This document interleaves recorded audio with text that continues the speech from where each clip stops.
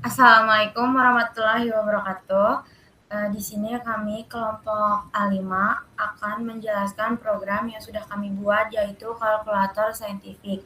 Tapi sebelumnya perkenalkan nama aku Nabila Sofiana Putri NIM H1E025003.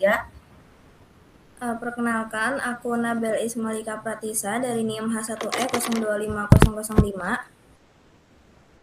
Perkenalkan, nama saya Alia Yuni dengan NIM H1E025008. Perkenalkan, nama aku Dina Mafazia dengan NIM H1N025012. Perkenalkan, nama aku Vanessa Fauzia dengan NIM H1E025017. Oke, jadi di sini yang pertama bakal dijelasin terlebih dahulu terkait desain yang sudah kami buat. Kepada teman saya Alia Yuniar, dipersilakan. Oke, baik, terima kasih. Jadi di sini saya akan sedikit menjelaskan tentang desain dari kalkulator saintifik yang telah kita buat. Nah, jadi desain saintifik kalkulator yang kita susun itu dengan tata letak yang udah terstruktur agar setiap fiturnya mudah diakses oleh penggunanya. Terus tombol-tombol kalkulator ditempatkan secara berkelompok berdasarkan fungsinya seperti kayak tombol angkanya, tombol operator aritmatika, dan fungsi saintifiknya. Nah, terus susunan tersebut juga untuk membantu penggunanya itu agar memudahkan untuk melakukan perhitungan dengan lebih cepat dan efisien tentunya. Nah, area input dan hasil perhitungan ditempatkan juga pada bagian atas sehingga penggunanya dapat melihat angka maupun operasi yang sedang dijalankan dengan jelas. Selain itu, tersedia juga kayak area atau riwayat perhitungan yang terpisah dari tombol-tombol kalkulator untuk memudahkan tentunya penggunanya melihat kembali perhitungan yang telah dilakukan sebelumnya. Jadi secara keseluruhan desain ini tuh kayak dibuat dengan mempertimbangkan kemudahan penggunanya, terus keteraturan tata letaknya, serta kemudahan akses terhadap seluruh fitur yang tersedia dalam kalkulator saintifiknya. Mungkin buat penjelasan desain cukup sekian, mungkin bisa dilanjut oleh teman saya. Nah, jadi selanjutnya di sini kita bakal ngejelasin terkait sintaks dari kalkulator saintifik ini. Kepada Bella, Nina, dan Vanes, dipersilahkan.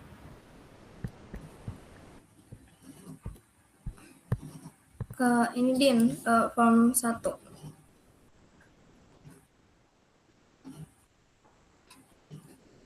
Oke, jadi penjelasan buat form 1 ini sebenarnya kalau di form 1 ini sebagian besarnya kodenya tuh isinya tuh tentang tombol-tombol angka, operator, sama berbagai fungsi kalkulator yang lainnya kayak yang udah dijelasin tadi sama Alia.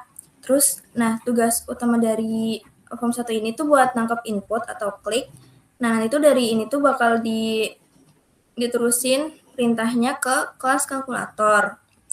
Nah, terus selain itu juga di sini tuh ada metode refresh display yang di setiap sintaknya tuh di setiap ininya tuh pasti ada yang refresh display itu.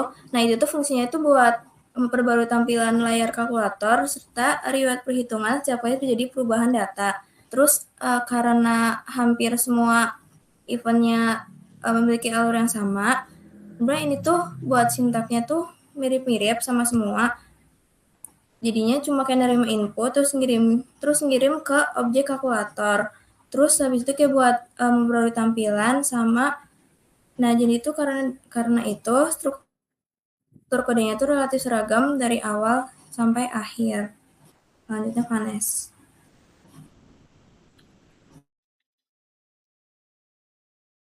Selanjutnya saya ingin menjelaskan codingan yang 312 ke bawah. Yang pertama itu pada beberapa fungsi juga digunakan block try catch untuk mengenai kesalahan input. Jika pengguna memasukkan data yang tidak valid, maka program akan menghasilkan pesan error sehingga aplikasi tetap berjalan dengan baik. Lanjut ke yang bawahnya yang 324, program terlebih dahulu memeriksa apakah terdapat Item yang dipilih menggunakan kondisi if, list history.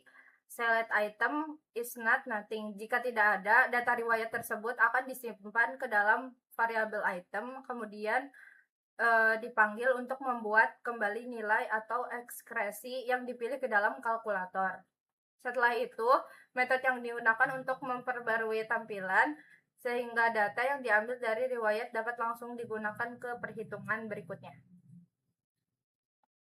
Kemudian akan dijelaskan terkait kelas dari kalkulator itu sendiri. Kepada Dina, dipersilakan. Oke, makasih Lala. Jadi di sini aku bakalan ngejelasin isi dari kelas kalkulator. Kelas kalkulator ini inti dari program. Jadi dari form 1 itu kan nanti di-input angka yang nantinya bakalan dikirim ke kelas kalkulator ini kan. Nah, di kelas kalkulator ini tuh bakalan diproses, dan di sini tuh banyak banget fungsinya. Ada fungsi, ada banyak banget kayak operator plus minus kali, terus kayak ada dot juga, ada delete. Intinya mah semuanya ada di sini. Buat ngehapus ada sin konstan. Nah, terus juga di sini tuh ada buat nge-codingin historinya gitu loh. Jadi buat munculin historinya nanti di akhir. Nah, terus di sini tuh ada kayak pi faktorial, ada sin H, cos H, tan H, integral, terus program ini tuh dia tuh nyimpan angka yang dari from 1 tadi, terus bakalan diproses di sini, ada riwayat, ada hasil juga, terus ada riwayat. Nah, terus di sini juga tuh ada fungsi kayak trigonometri yang tadi aku jelasin, sin H, cos H, tan H, ada logaritma juga, ada faktorial, ada konstanta pi, notasi rekayasa, dan masih banyak lagi kayak integral dan lain-lain. Nah, semua hasil ini tuh otomatis disimpan di riwayat dan bisa dipanggil lagi kalau dibutuhkan. Gitu sih. Mungkin itu aja, cukup. Terima kasih. Jadi intinya kalkulator tuh yang ngatur logika. Jadi semua logikanya tuh ada di sini. Kalau from 1 tadi itu sebatas cuman penghubung buat masukin ke kalkulator ini, ke kelas kalkulator buat diproses. Gitu. Cukup, terima kasih guys.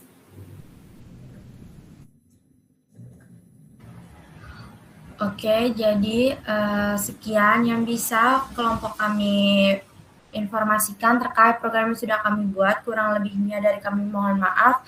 Wassalamualaikum warahmatullahi wabarakatuh. Kelar.